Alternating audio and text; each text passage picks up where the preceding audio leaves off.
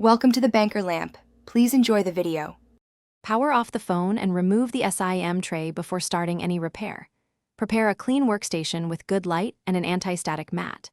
Gather tools: Torx T3, Phillips #000, 5mm opening picks, a suction cup, a thin metal spudger, and a heat source.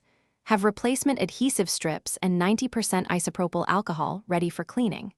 Keep a small container for 6 screws and tiny parts. Work slowly and stay organized to avoid losing components. Heat the back glass to about 80 degrees C on a heat plate or with a heat gun. Use a suction cup to lift the glass slightly and insert a 0.5mm pick into the 3.5mm gap.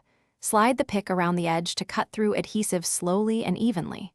Remove 6 visible screws with the Phillips #00 driver from the midframe and lift the midframe carefully. Disconnect the battery connector first to prevent short circuits.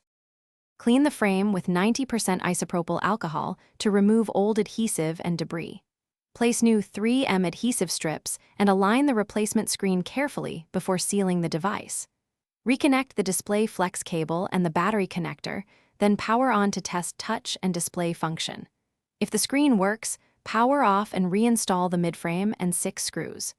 Press the back glass into place, holding each section for 15 to 20 seconds to ensure a full bond.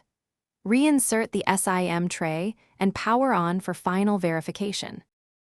Thanks for watching. If this was helpful, leave a like and consider subscribing. See you next time.